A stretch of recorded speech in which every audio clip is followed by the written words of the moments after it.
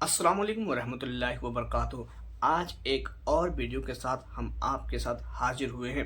आज इस वीडियो में हमने देखेंगे कि किस तरह से हमारे देश में हिंदू मुस्लिम को लड़ाकर आपस में राजनीति किया जा रहा है और हम और आपको एक दूसरे से लड़ाकर हमारे भाईचारा मोहब्बत को तोड़ दिया जा रहा है।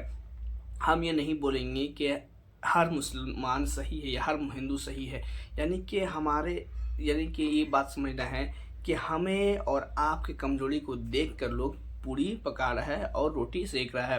तो उसी चीज़ को हम देखने की कोशिश करेंगे कि आज पुलिस वाले भी जो है हिंदू मुस्लिम करते हुए पकड़ा गया है। तो प्रज्ञा के इसी एक वीडियो में बहुत ही कुछ हमें सीखने को मिलेगा। तो ज़्यादा टाइम स्पेंड नहीं करते हुए चलिए हम उस वीडियो की तरफ चलते हैं और देखते हैं और समझने की कोशिश करते हैं।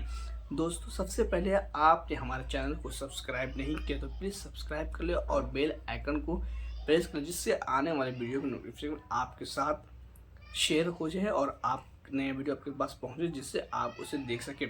तो चलिए मिलते हैं। नमस्कार। हिंदुओं के धार्मिक कार्यक्रमों में हमने हिंदुओं को मस्जिदों पर और मुस्लिमों के घर पर चढ़कर झंडे उतारते देखा है। क्या किसी मुस्लिम यात्रा के दौरान किसी मुस्लिम को आपने हिंदू मंदिर की प्राचीर पर चढ़कर झंडे उतारते देखा है, झंडे नोचते देखा है? नहीं ना। हमने हिंदू धार्मिक यात्राओं में तेरी माँ का डैश डैश गाना बजते सुना है। क्या आपने कभी किसी मुस्लिम धार्मिक यात्रा में अब शब्दों से भरे गाने बजते या फिर किसी को गाते हुए सुना है? नहीं ना। यही फर्क है दोस्तों।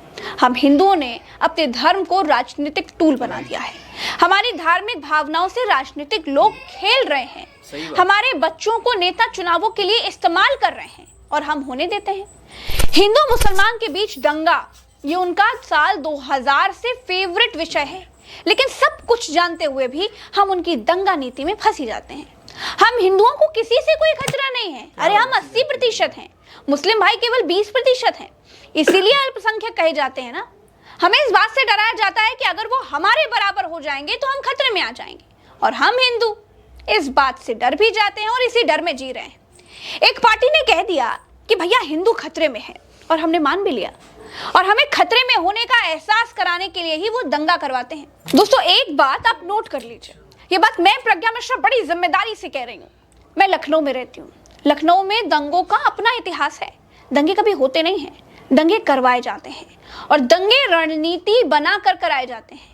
क्या आपने कभी सोचा है कि क्यों हमेशा गोपाल मिश्रा जैसे गरीब घर के बच्चे ही धार्मिक यात्राओं में बवाल में मारे जाते हैं? क्यों किसी विधायक, सांसद, पार्षद या फिर किसी प्रधान का बेटा किसी मस्जिद पर चढ़कर झंडा उतारने के लिए नहीं होता? क्यों सांसद का बेटा किसी मुसलमान की छत पर झंडे उतारने के लिए नहीं चढ़ता?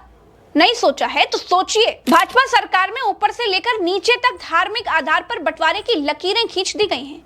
पूरे भाजपाई कुएं में हिंदू मुसलमान की भांग पड़ी है, और आज मैं ये साबित कर दूंगी। आप सबसे पहले सबसे निचले पायदान पर खड़ी पुलिस को देखिए, सुनिए जरा, क्योंकि पुलिस वही बोलती है, वही कहती है, वही करती है जो उसे आदेश दिया जाता है। पुलिस के लिए एक जिले में रहने वाले लोग जनता ही होने चाहिए। भाजपा सरकार में पुलिस लोगों को मोहल्ले और उनके नाम से नहीं पहचान रही है, धर्म से पहचान रही है। पुलिस ने भी समाज को हिंदू इलाके और मुस्लिम इलाकों में बांट दिया है। महसी के महाराजगंज क्षेत्र में आज जब एक जुलूस एक मुस्लिम क्षेत्र में से एक मस्जिद के पास से निकल रहा था, वहाँ पे दोनों पक्षों के बीच में कुछ विषय को लेकर तकरार हुई, जिसमें दोनों पक्ष आमने सामने हुए। उसमें आपस में कुछ लोग उत्पात मचाने लगे, जिस घटनाक्रम में एक व्यक्ति को हिंदू पक्ष की तरफ से गोली लगी और बाद में उसकी मृत्यु हो गई। अब इन पुलिस से काम करवाने वाले भारतीय जनता पार्टी के विधायक की भाषा देखिए और हिंदू मुसलमान करने का स्तर भी समझने की कोशिश करिए। ये भाजपा के विधायक शलभ मणि त्रिपाठी जी हैं। ये मेरे सीनियर पत्रकार हैं, अब भाजपा के विधायक हैं। इन्होंने मोहल्ले वाले हिंदू मुसलमान से ऊपर उठकर बहराइच के पत्रकारों को ही हिंदू और मुसलमानों में बांट दिया। एक सूची दिखाई, उसमें मुस्लिम पत्रकारों के नाम दिखाए और कहा कि इसीलिए सच बाहर नहीं आ पा रहा है। अब इनके ऊपर इनके बॉस योगी आदित्यनाथ के पास चलते हैं। ऊपर से लेकर नीचे तक सबकी भाषा एक जैसी सुनाई देगी, सबकी आवाजों में आपको हिंदू मुसलमान का नाद सुनाई देगा। योगी आदित्यनाथ कहते हैं कि बटोगे तो कटोगे, एक रहोगे तो नेक रहोगे। यह इशारा किसकी तरफ है? किसको एक रहने के लिए कहा जा रहा है? और लोकतंत्र में, भाजपा शासन में कानून के होते हुए कौन किसको काट सकता है? सरकार क्या भजिया तलने के लिए जनता ने बनाकर बिठाई है? ये नहीं कोई पूछता है, नहीं कोई सोचता है। वो डराते हैं और लोग धर्म के आधार पर डर भी जाते हैं। वो हिंदुओं को खतरे में बताते हैं और हिंदू ये मान लेते हैं। बहनों भाइयों, राष्ट्र से बढ़कर के कुछ नहीं हो सकता, कुछ नहीं हो सकता। और राष्ट्र तब सशक्त होगा जब हम एक रहेंगे, नेक रहेंगे, तभी नेक रहेंगे। बटेंगे तो कटेंगे। अब इनके भी बॉस को सुन लीजिए। ये देश के प्रधानमंत्री हैं। वैसे तो ये कपड़ों का रंग देखकर हिंदू मुसलमान को दूर से पहचान लेते हैं। ये बगुले से भी तेज नीर और छीर में अंतर कर देते हैं। जितना हिंदू बटेगा उतना ही उसका फायदा होगा। आप देख रहे हैं ना, नीचे से ऊपर तक सबकी भाषा सेम है, एक भाषा है। पूरे कुएं में भांग पड़ी हुई है। मंदिर में मांस रखकर दंगा करवाने वाले लोग कौन हैं? गाय के नाम पर झगड़ा करवाने वाले लोग कौन हैं? लिंचिंग के जनक भारत में कौन है? धार्मिक यात्राओं में लोगों को प्रवोक करने वाले लोग कौन हैं? उत्तर प्रदेश के बच्चे से भी अगर आप पूछेंगे ना तो वो एक ही नाम लेगा। मुझे याद है प्रज्ञा जी की, यही बहराइच का इलाका था जहां कुछ दिन पहले भेड़िए घुस आते थे, तो पूरा बहराइच एकजुट होकर के उन भेड़ियों से लड़ गया। लेकिन आज ये हो रहा है कि उसी एकजुट बहराइच को भीतर से लड़ा दिया गया और दो खेमों को आमने सामने खड़ा कर दिया गया। और अब ये पैटर्न बन गया है। सबसे खतरनाक क्या है, इस भीड़ में सब कुछ है। डीजे है, डीजे पर आपत्तिजनक गाने हैं, चुनावी रैलियों की तरह जुलूस है, हथियार लहराने वाली भीड़ है, नौजवानों के हाथों में जाने क्या क्या है। सब कुछ है इस भीड़ में, बस धर्म नहीं है। और इसी वजह से वो दंगे की शक्ल ले लेता है। इसलिए ये पैटर्न बनता जा रहा है। और उत्तर प्रदेश में तो 10 उपचुनाव होने वाले हैं। मुख्यमंत्री दिल्ली में बैठक कर रहे हैं, उनके सहयोगी दल नाराज बताए जा रहे हैं। 24 के उपचुनाव में सपा और कांग्रेस के गठबंधन और पीडीए ने उनको यूपी में हरा दिया। अब 10 अगर उपचुनाव भी हार जाएंगे तो मुश्किल में फंस जाएंगे। जनता ऑलरेडी उनसे नाराज है। महंगाई पर जवाब दे नहीं पा रहे, बेरोजगारी कुछ मिटा नहीं पा रहे, शिक्षा बर्बाद कर दी। इसलिए ये जो भीड़ बहराइच में दिखी वो बेरोजगारों की भीड़ थी, वो अशिक्षित लोगों की भीड़ थी, जिन्हें किसी ने समझाया कि हरे रंग का झंडा अगर दिखे तो उनके घर पर चढ़कर उसे फेंक देना, गालियां देना, उत्तेजक भीड़ में नारे लगाना और फिर ये कह देना कि पथराव हो गया। ये सब कुछ सियासत के तौर पे हो रहा है।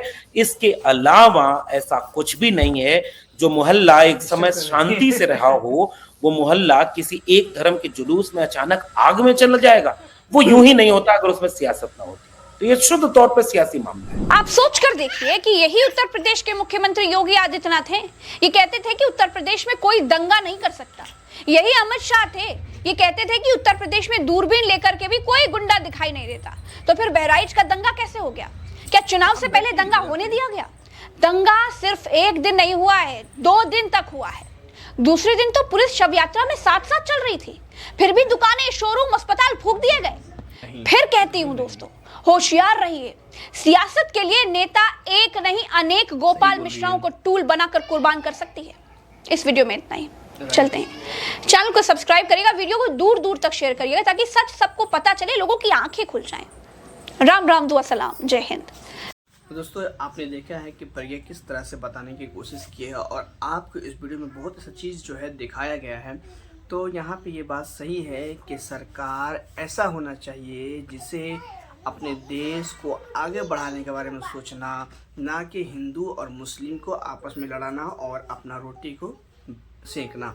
ऐसा करने से हमारा देश आगे बढ़ने वाला नहीं है, बल्कि अदर देश वाला देख के हमारे ऊपर हंसेगा, अरे इंडियन है हंसेगा बोल के। तो भाई आपसे यही गुजारिश करूंगा कि आपस में लड़ने से बेहतर है कि हम और आप मिलकर कुछ अच्छा करें। अरे भाई क्या है, लोग डिग्री ले के बैठा हुआ है, लोगों के पास रोज़ी नहीं है, रोटी नहीं है, घर चल नहीं रहा है, कारोबार है नहीं, बिजनेस करो तो पुलिस वाले अलग परेशान आपको करेगा, अलग आकर को डिस्टर्ब करेगा। तो ऐसा करने से कैसा चलेगा? यहाँ तक इस तरह से हमारे देश में होना चाहिए कि लोग अगर कोई बिजनेस कर रहा है या कोई छोटा मोटा कारोबार कर रहा है तो उसको सपोर्ट करना चाहिए और हमारे देश को आगे बढ़ाने के बारे में सोचना चाहिए, ना कि ये कि हम कुर्सी को बचाएं और हिंदू मुस्लिम को आपस में लड़ाएं। हमारे सरकार को ये होना चाहिए कि जो महंगाई है उसको कम करना, लोगों के पास जॉब नहीं है, जॉब पैदा करना, जॉब को बढ़ाना ताकि लोगों को जॉब मिल सके, लोग जो है 2 रोटी घर में खा सके। बहुत सारे लोग ऐसा है जो घर में बगैर खाए सो जाता है, ऐसे लोग हैं दुनिया में। और आप भी देखते होंगे कुछ लोग ऐसा होंगे जो वीडियो देख रहे हैं जिसके पास जॉब नहीं है, वो भटक रहा है, और लोग जो है आपस में लड़ रहे हैं। तो ऐसा कब तक चलेगा? हमें भी सोचना चाहिए, हमारी सरकार को भी सोचना चाहिए। सरकार से गुजारिश है कि अपने इंडियन के लोगों के बारे में सोचे। अगर इंडिया में सब कुछ बेहतर हो जाए, रोजी रोटी जॉब हो जाए, जहाँ से लोगों को जॉब मिले, तो लोग दूसरा शहर में क्यों जाके उस शहर को यानी कि उस सिटी को आगे बढ़ाएगा? भाई अपना देश को आगे बढ़ाना है ना, ताकि लोग हमारे देश में आके काम करें। जॉब नहीं है, अपॉर्चुनिटी नहीं है, अब कुछ मिल रहा है तो लोगों का खून चूस लेना। 10,000 में इतना घंटा काम करो, फिर करने के बाद पैसा नहीं देना। ऐसा करने से नहीं चलने वाला है। तो इस वीडियो को आप शेयर करो ताकि जो प्रज्ञा जो इस वीडियो में जो बताया है लोगों तक पहुँचे, लोग समझे कि हमारे बच्चे को, हमें और आपको किस तरह से मारा जा रहा है, कुत्ते बिल्ली के जैसा लड़ा कर, और अपने बच्चे को हमारे घर तोड़ा जा रहा है, हमारा ये किया जा रहा है। ऐसा नहीं चलेगा ना भाई। ये प्लेट है ना, दो यानी कि हिंदू और मुस्लिम दोनों के एक साथ रखना, और उस प्लेट में रख के बोलना भाई दोनों साथ में खाओ, हम मिलकर चलेंगे, हैं? यानी कि हिंदू मुस्लिम क्या है ये?